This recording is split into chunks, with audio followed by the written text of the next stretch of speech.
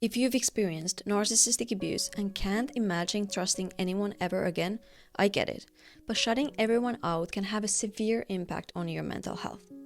I once heard a psychologist say, "We're so social that you can take the most antisocial human beings imaginable, psychopathic criminals, and punish them by putting them in solitary confinement."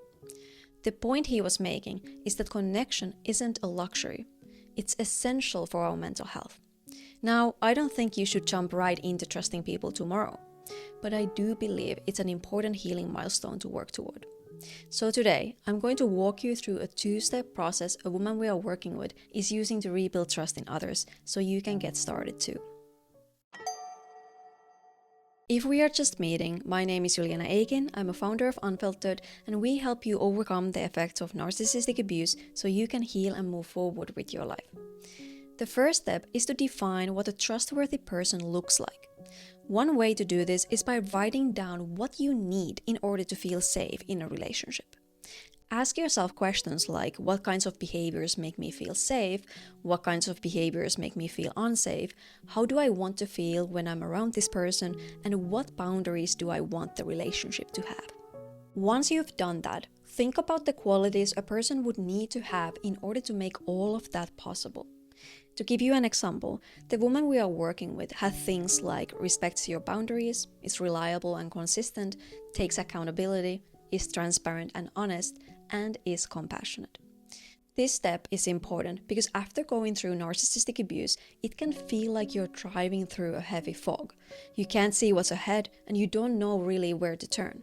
Defining what a trustworthy person looks like is like switching on your fog lights. Things start to come into focus. You begin to see people and situations more clearly, and this allows you to begin rebuilding trust in a way that feels safe and secure. But if you're not sure what you need to feel safe in a relationship, or what a trustworthy person even looks like, we're here to help.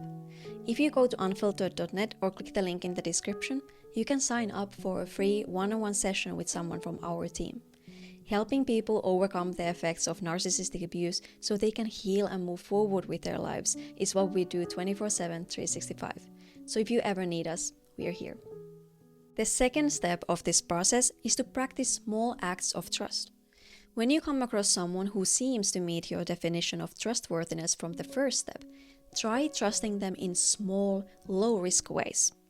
For example, you might let them borrow something of yours, share a personal thought or experience, or make a casual plan to see if they follow through.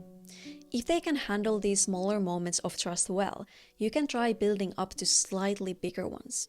If they don't, you have every right to stay where you are, or even pull back. Trust is something that's built one layer at a time. So start with situations that don't put you at a major risk and slowly work your way up from there.